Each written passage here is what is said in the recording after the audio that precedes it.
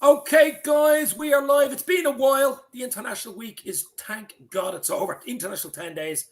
We all love international 10 days, week, 2 weeks, whatever it is. But big game Saturday at lunchtime, Watford, Liverpool. And it always seems to me, I don't know, you Keith and Ivan are with me tonight, as you can see. We always seem to get a team that have just lost their manager and are playing at home, and you've got the manager bounce, Claudio Ranieri. So, Keith, you're going to jump straight in here.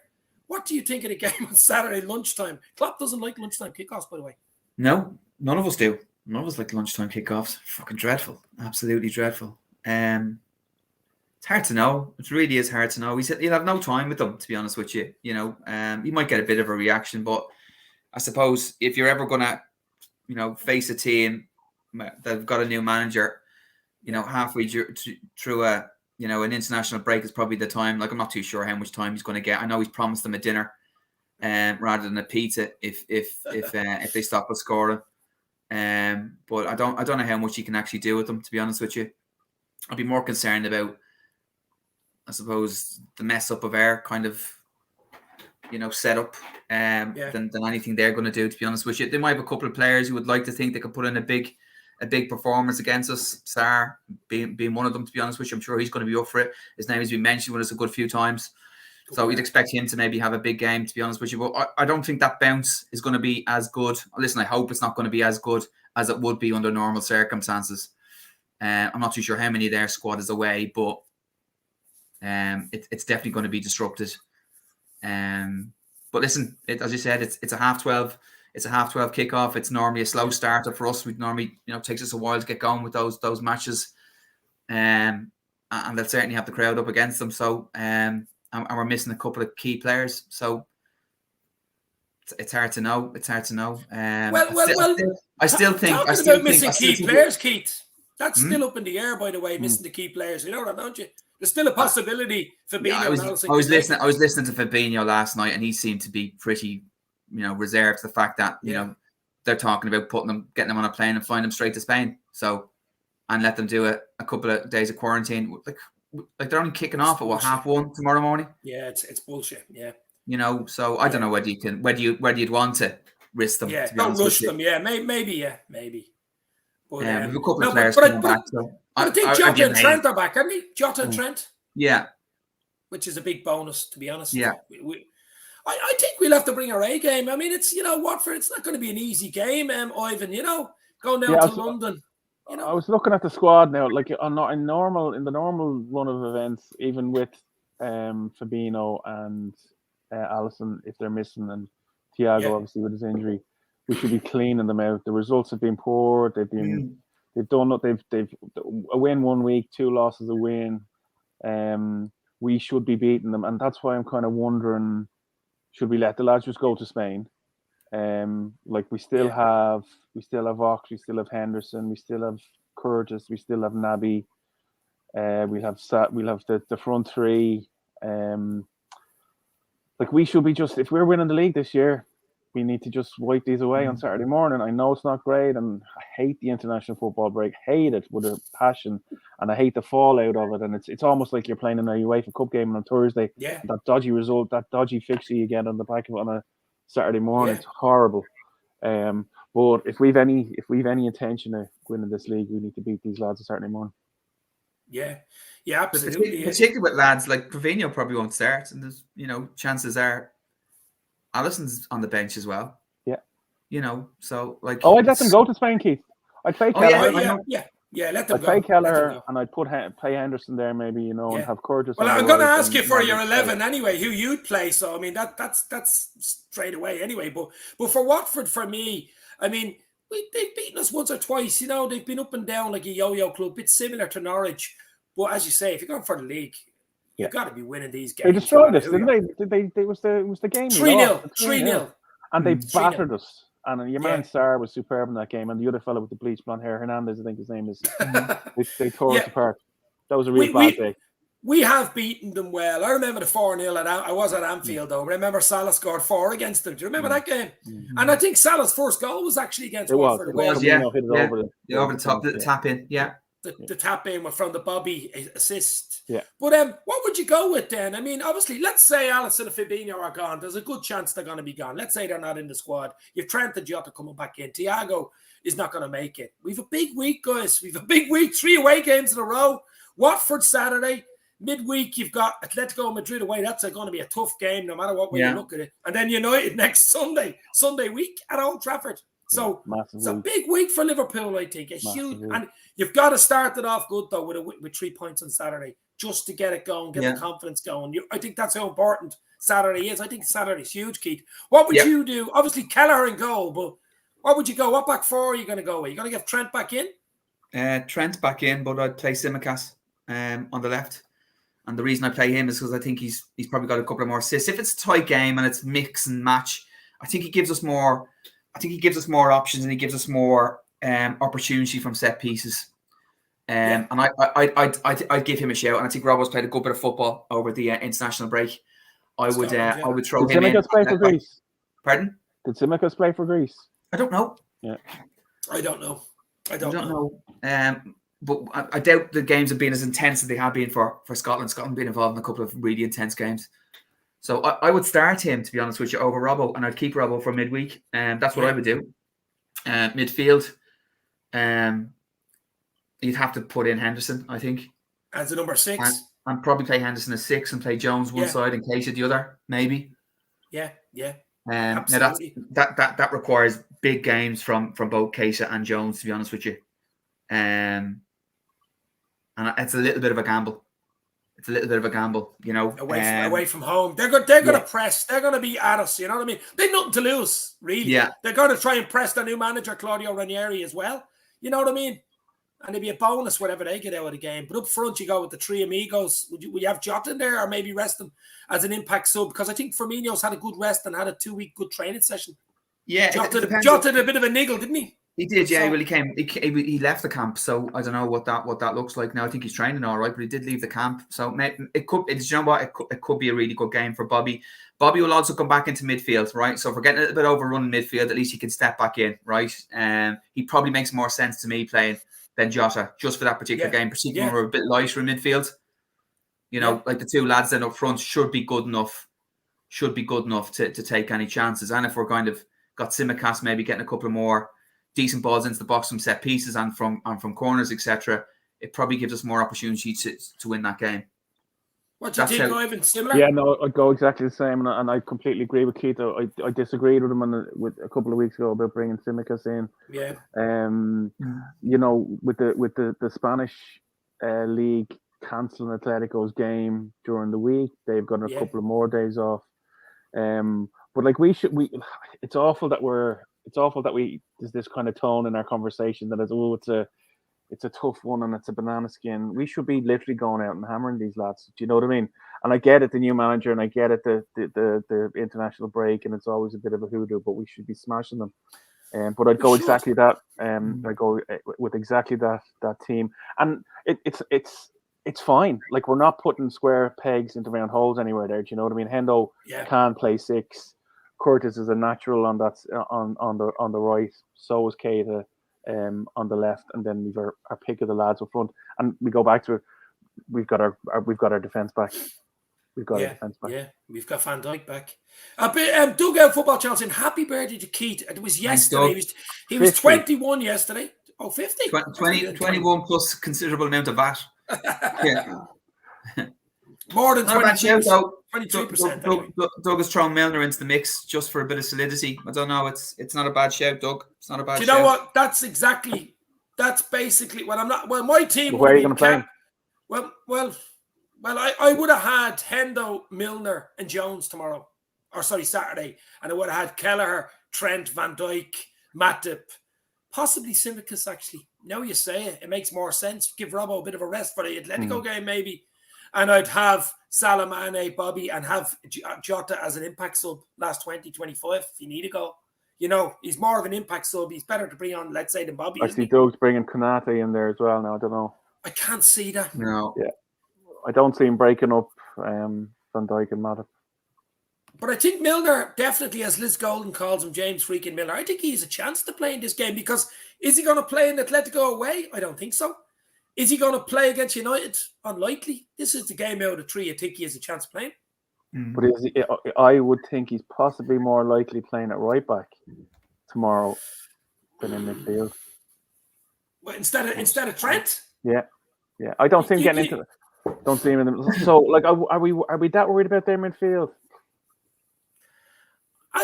As you say, Sarr is probably their danger man. He's actually come on. I know Liverpool were looking at him even 2 seasons ago. Yeah. I did a video on him, Sarr, and it was all this talk about getting him. Even when we were signing Jota, everybody was thinking we're signing Sarr, if you remember last year. Yeah. And I think if he's getting forward in those areas, but Robbo or Simic is pushing forward, Hendo's going to naturally drop in there. Not overly worried. No, not overly worried. But Claudio Ranieri, he'll know his stuff. I mean, he won the league, of course, with Leicester City. We all know that. What do you call him? The Tinker Man, is it? The Tinker Man, they call him. Yeah. Where you can overthink things as well. But as I say, he'll be going into that game on Saturday, lunchtime. I'm mad about lunchtime kickers, but he'll be going into that game going, look, do your best. Be looking at players. They be looking to impress the manager because he's only seen him a few days in training, hasn't seen him in a real game. The crowd will be up for it. You know what I mean? It down in London. So I'm a little bit more apprehensive than the two of you, or maybe. I think with Ranieri, Ranieri, he openly came out and said, that the first couple of games are about solidifying, survival, making sure we don't lose 41 points. Yeah, right. But at the same time, he's not a defensive coach. Do you know what I mean? He's a very attack-minded coach. Now, in fairness, with the Leicester team that he had, whether it was through luck or decent boys, whatever, he had a very balanced team. I think to Keith's first point, it's whether how much time has he had with them, what does he know about them, how is he going to set them up? Like, is he going to radically change from the team that were beating the last game? Do you know what I mean? Has he seen something there to mix it up? I don't know. It's far easier to set them up in a defensive way, right, than start building up offensive plays over 3 or 4 days. So get them all closing space. Banks of four, and look to try and nick something, stop them scoring. That would be how. It's probably the only opportunity, the only way he can set them up. He's not going to be able to work on anything else, to be honest with you. And I think if you can keep their couple of guys quiet, well, then it could be a handy enough day for us. I think it's more about what we bring, to be honest with you, than what they actually bring to the party. I think on Saturday, I think they're going to be quite limited in terms of what they do. He's going to definitely have them in survival mode. If they got a point against us the weekend, I think that would be a massive result for him, to be honest with you. He's got no expectation, which is absolutely granted, but they still need to get points on the board. So I don't think he can just go out and try and outshoot us, to be honest with you, and come out and play against us. I think that would be reckless on his behalf, and I don't think he's a reckless manager, to be honest with you. You're right, Ivan. He's not a defensive, but he's not stupid either. No, he's a tinker. He's an intelligent fella.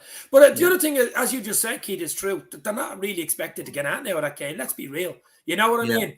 I mean, it's a bonus to even get a point or whatever, or even a good performance. He's probably looking for a good performance nearly. If you get beaten, like, you're only beaten 2-1 or 3-2, and it was good performance. So if he can take anything positive out of it, I think for us, it's the story. It's all the bits around. Like when we were talking a couple of weeks ago, we were talking about how good the squad was now and how we've gone from the first 11 to maybe grown that to 14 to maybe 15 or 16, and that's where we are now. So it's a test of that 16. Can we do it? And if we're standing to what we said, we should be okay. It'll be a tough one, but I expect us to win. I expect us to win it. No, I'm a little bit apprehensive about it because I always am after an international break. You know what I mean? But it's a big week. But I think we'll beat them. But it's just, obviously first goal counts and stuff like that. But Killian, hopefully you are well, my friend. But the other thing is as well, I think it's super important for Liverpool is we're going to have a quick word about him, but we won't spend the whole day talking about it. But Mosalah got the Standard Chartered Player of the Month award. I think there's a bit of an agenda about Mosalah. I did a podcast midweek with Owen from Cop On Podcast. You all know Owen. And it was an audio podcast. And we spent an hour talking about Mosalah. 1 hour totally on Mosalah. And oh my God, it was one of the best podcasts ever. Just talking about Mo. And all the stats. Owen loves the stats. Throwing the stats out. Assists, goals. Ridiculous records. He more records than the Beatles, this guy.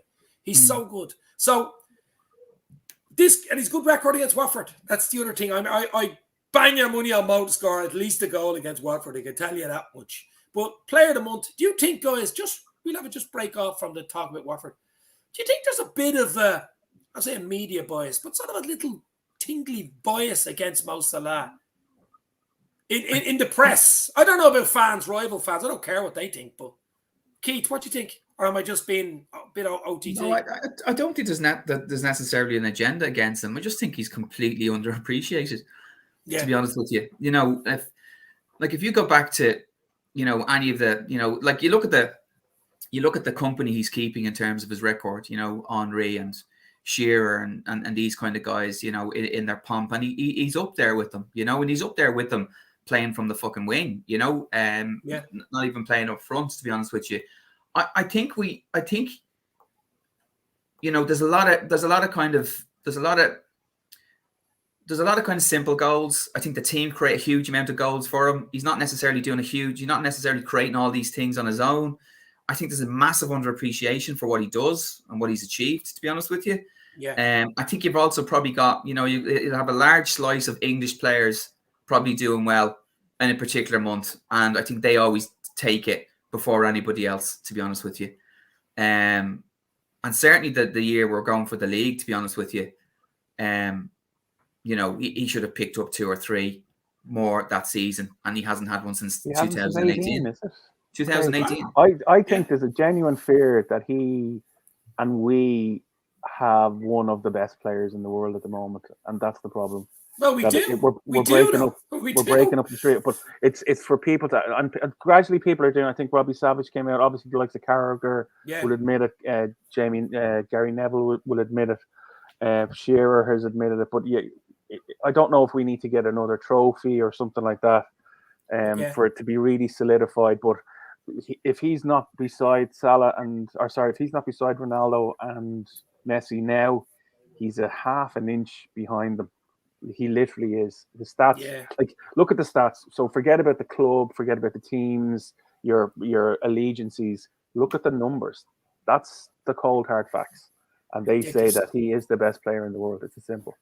Yeah, and as Keith said, he's a winger, predominantly a winger. He's not a centre forward like Shearer or like Harry Kane. You know what I mean? And actually, the season we won the league, the 2020 season, that was his least amount of goals. He got 19 Premier League goals that season. And he the season before that, he 22 sandwiched, and then he had that famous 32 in the league, remember? And 44. I remember the one season wonder, and he's continued to play very similarly, you know, in terms of the goals he scores, and he always likes to cut in and all that kind of stuff, but he keeps doing it.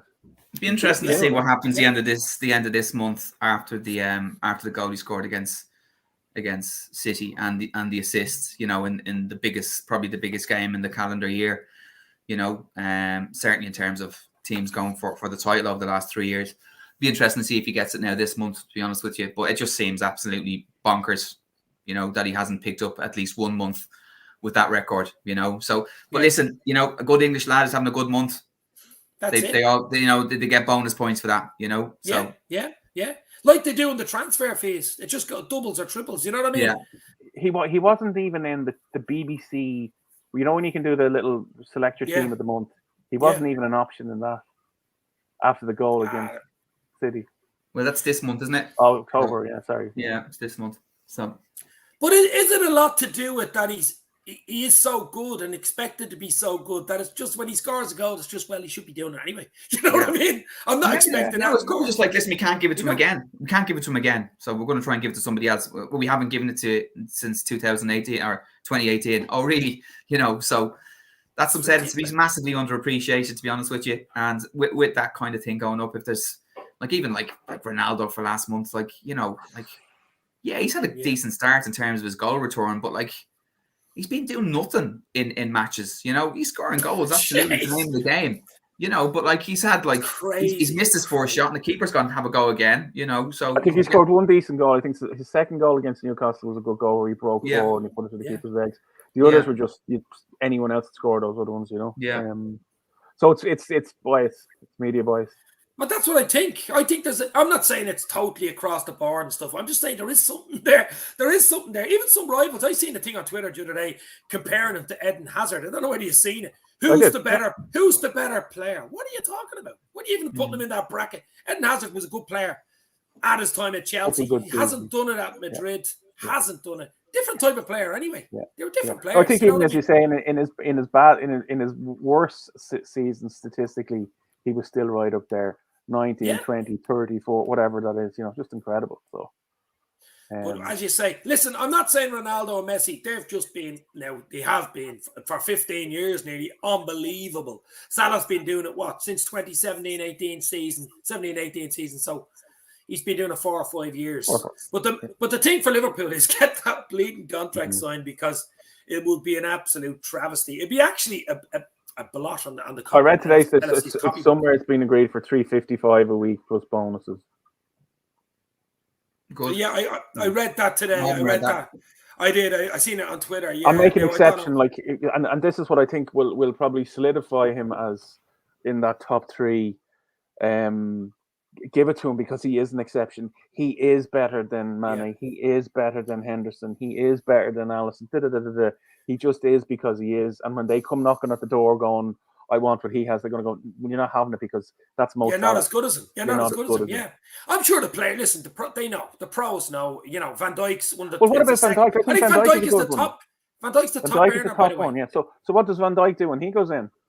Van Dijk's got a very good argument to be I'm the best defender in the world. I deserve the same money as him, or I deserve 95% of what he has. Well, Van Dijk's only after getting his contract, so I think Liverpool wanted to get all those contracts out of the way before they came to Salah. Yeah, of course they did. Sure, why wouldn't you? Otherwise, it's just fuel for everyone else's contracts negotiations.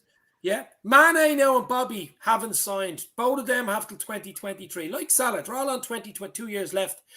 I have a feeling. I don't know whether now. Obviously, Bobby's has dropped, but Klopp does like him. He does love him. Mane will still do it for you. He's that type of player. I think Mane will get a contract extension. They might give Bobby another year or something and do it like a rolling thing with him. I don't know, but Salah just has to be done. I mean, and I think it's probably done. I think it's done. Just hasn't been signed. You know what I mean? I think it's interesting what you're saying there, but the contracts and some like the likes of Gene, he's looking for a long contract with years. I think Bobby is the kind of player, because of how he's been accepted, he might take a rolling contract of a year on year. But that's what I'm saying. Yeah, his family are happy. I think he's 2 kids. Exactly. It's a lot to do with that. But it's all. Do you know what it is as well? I was listening to an Anfield Rap podcast midweek, and I think it was Garrett Roberts was on talking about it's not only the player who you have to satisfy. It's his agent for a start. It's his best mates hanging around him, his little entourage. It's his family coming up to him and going, hold on, he's on $350 a week. You're twice as good as him. That type of way.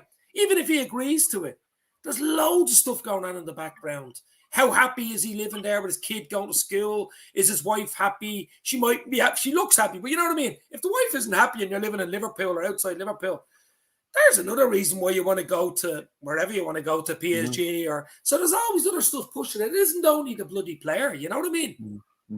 No, agreed. But there could be parents at home or sickness or anything kind of pulling people back. Yeah, we all know how good Mo is, and we are all the only ones that matter. Well, says Paulo. Listen, all Liverpool players, most Liverpool players know how important Mosalah is to the club. I mean, you want to be blind if you didn't see how important he has been since he came in. He's just been an absolute revelation. And the other thing is as well, lads, he's you could say Van Dijk, but Keats after disappearing there, he's after hitting the wrong button. For me, the big thing is Mosalah is an iconic player on Liverpool. In other words, you could go anywhere around the world, Ivan. Yeah, definitely. And mention to any kid on the side of the street, name one Liverpool. They're going to say Mosalah. Yeah. They're going to say Salah. Before maybe they say Van Dijk, before they say Alisson, before they say Henderson, before they even say Mane, they're going to say Salah, aren't they? Definitely massive in the Muslim world. And I think he got on. Muslim. I think he's on the cover of Vogue in the US there with some fashion thing. So he's like all kind of almost rock stars, Georgie Best type people, he's transcended football into kind of general kind of and I know people don't like it, and when you start mentioning talking about business and how important football is, and businesses are, but Keats come back, he just beamed down. Battered sausage, was it? Yeah, don't know what's happening there. You were probably up in that spaceship with Shatner, were you? William Shatner. He looks great for 90. Fair play to him. 90, I couldn't believe that. Oh my God. He's as fresh for again, 90. But then again, when you look back, when was Star Trek original? I think it was the 60s, the 60s. original series. Yeah. Wasn't it? You know, so Ravi Bakari is in. Big up, lads. I hope Keller has a good game. He's a quality keeper. Well, he needs to play, and I suppose he has a game. He has a game. He had a game for Ireland the other night, but to be honest, good catch. He didn't have much to. I was hoping he'd get a bit more to do, to be fair. But then again, I didn't want him getting injured either, so we would have been looking at Adrian and goal. So I suppose it works in there. Pay Salah 400,000, says Helen. I'll tell Klopp tonight. I'm talking to him later. I'll tell him. Don't worry. But we shall see. Do you know what? We're going to last 5 or 10 minutes. We'll talk about. Obviously, give me your prediction. I'm going to go 2-0 Liverpool away at the weekend because I want to talk about something for the last 5 minutes. But what do you think? I know Keith doesn't really like scorelines, but I think he's dead again, is he? He's after freezing. He's not paying that. He's not paying that Wi-Fi bill. I think so. Unless he's just messing. He's keeping a straight face there for it. I'm going 3-1, Dave. I think this is a 3-1er again. Yeah. Oh, I think they'll score.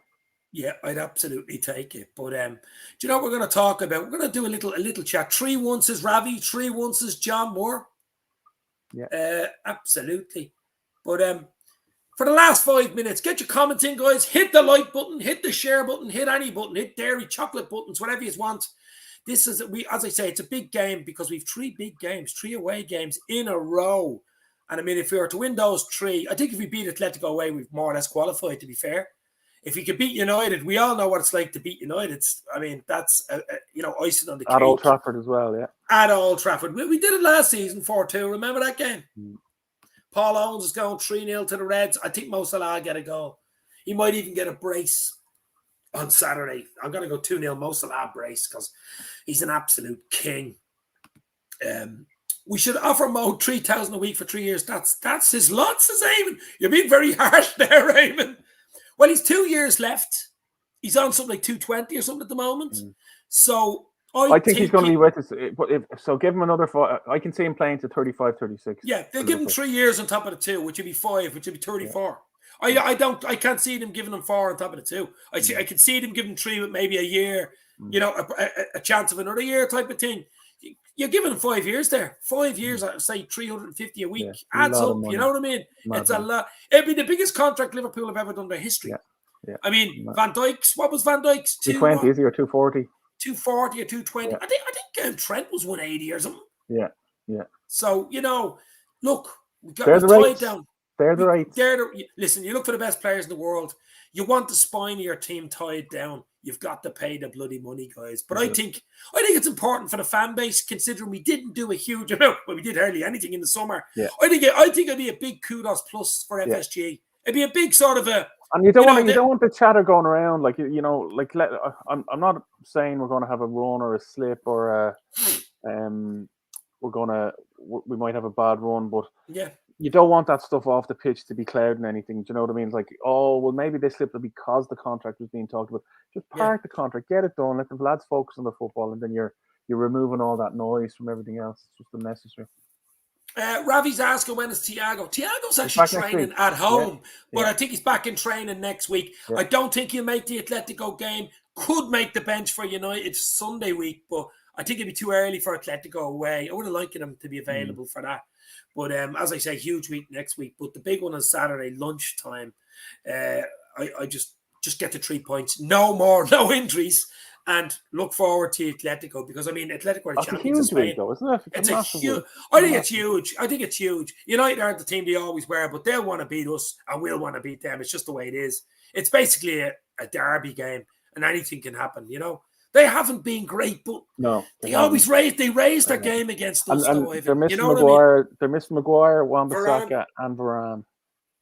Well, that could be mind games. To say you're missing them 8 or 9 days ahead. I think Wan-Bissaka's banned anyway. Maguire had an injury, and your man Varane was injured for France. So if it is, honestly, we're better than them. We should be beating them even at Old Trafford. We're a better team. We're a better team.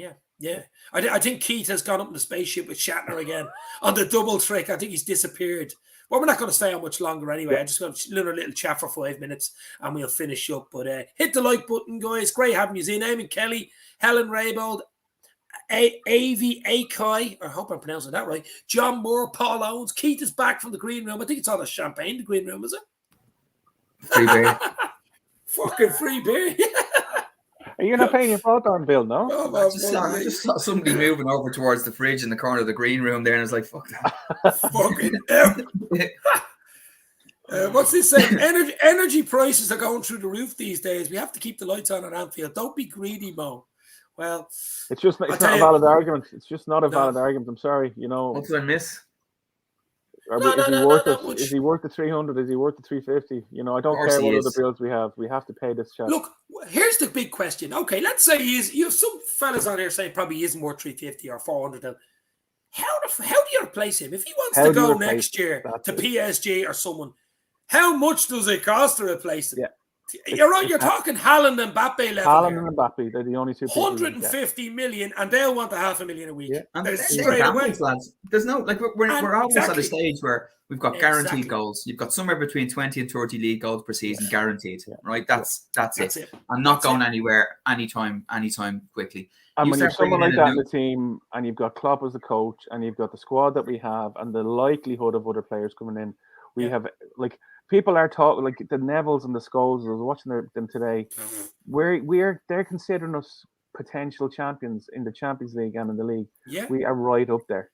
And when they're saying it, they're saying it tongue in cheek. They're like, "Oh no, I should be talking to Liverpool." You know, no, they don't like saying it. They won't say it unless they think it. You know what I mean? But as you're saying there, as Keith's saying, I said it midweek. Sure, okay, you get rid of Salah. Let's say you get rid of next year. And you bring in even a Haaland, even an Mbappe. I'd rather Haaland than Mbappe, to be fair. There's no guarantee they're going to get you 25 plus goals a season. No guarantee. You know, but he does guarantee it. He guarantees it. He's never bloody injured either. He's rarely injured. Yeah. I think I've seen something today. I think that's another reason, Dave, when you talk about Ronaldo and Messi, they're never injured. They're the two players who are never injured. That's why they get the numbers, though, isn't it? That's why they get that numbers. Yeah. They get the run of games. I think Salah's so fit. I mean, he must have. Salah has about 3 6-packs. I mean, he's just so bloody fit. You know what I mean? He's a perfect ad for Heineken Zero. Just lifts up his top.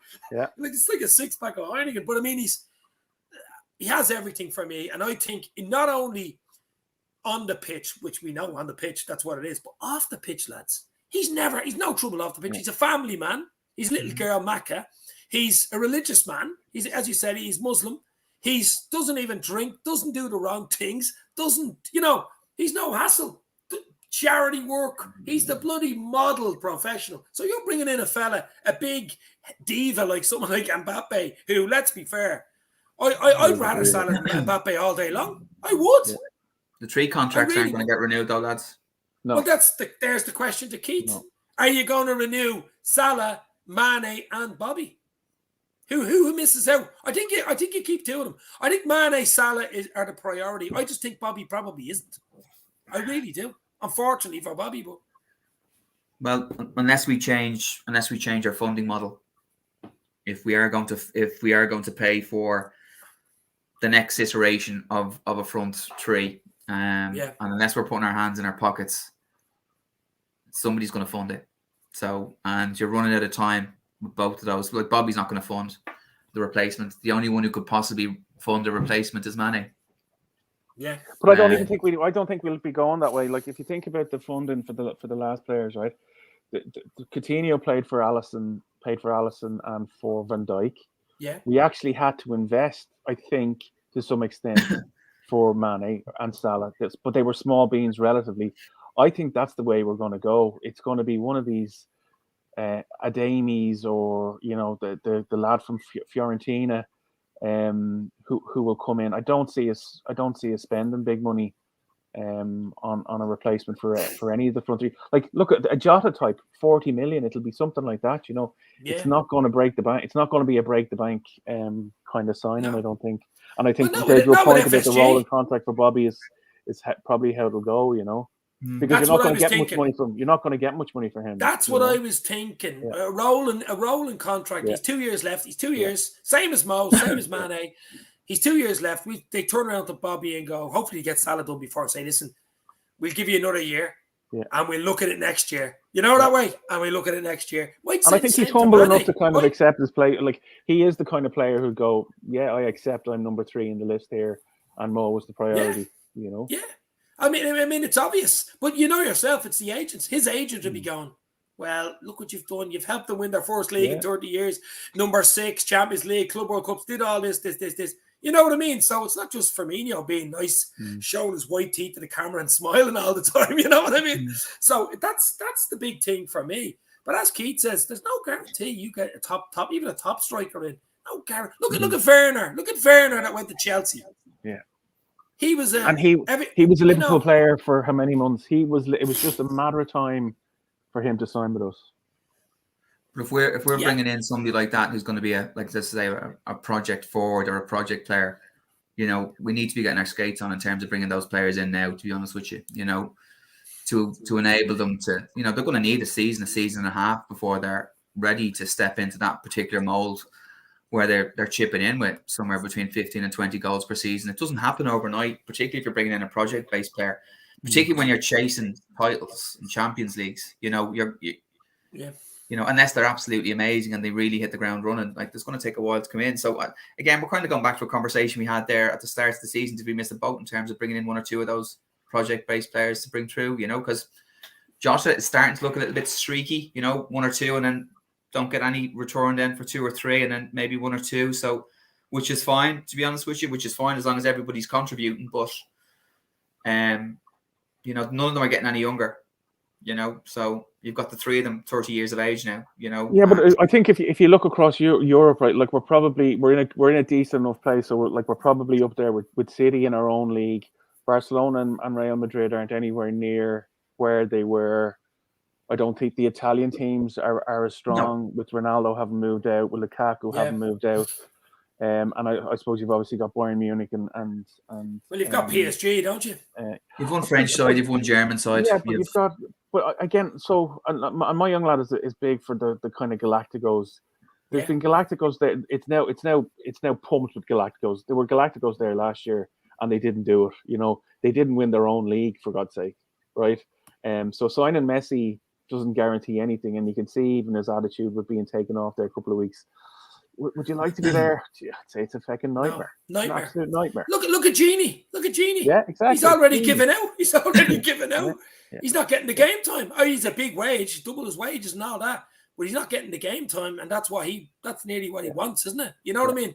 That's the level. I mean, now people go, yeah, you can have 2. I'd be happy in 200 grand a week. So would you, but at that level, he wants to play football. Yeah, no, and with PSG, like if you got PSG in the next round of the Champions League, I'd take it because it's 11 v 11, and one of those games is going to be in Anfield. So yeah, I'll go with us. Yeah. Well, we're a little bit away from there because we've got Atletico midweek, which is going to be a huge bloody game, and they're a bit of a nemesis for us. I'd love us to do them. I think we owe them. To be fair, we owe Atletico big time. And then United on next Sunday. We always owe them one anyway, but let's hope we do a big build-up show for that. But just before we go, guys, obviously we're all going for a win on Saturday. Did any of you see I think Keith seen it, the new James Bond movie? No, haven't seen it. Keith? Oh, you didn't see it? I thought you were going to see it. No, I was going to see it. Just haven't got around to getting to see it yet, to be honest with you. So no, I haven't seen it myself, but definitely it's one to go to see because it's meant to be unbelievable. I did like your man as a Bond. Obviously, it's his last one. He won't be doing it again, but it's going to be interesting to see how he get in because I'm in old school. I love the Roger Moores, the Sean Connerys. To be fair, yeah. So View to Kill. That was Dalton, Timothy Dalton, wasn't it? View to a Kill. Yeah, View to a Kill. Timothy Dalton. Was Roger Moore in Paris? Was it? Yeah, with Duran. Duran, Yeah. Really? Fucking unbelievable. The Living Daylights. Living Daylights. That's Timothy Dalton. Yeah. Right, guys. I think we leave it there, will we? Enjoyed that. Unless you want to add something in. No, I think it's going to be. I think it's next week is going to be. It's going to be massive, to be honest with you. We've got 2 bogey games, really kind of go a long way to seeing how we're getting on. Like I'll be all right with it. I'll be all right with a draw midweek.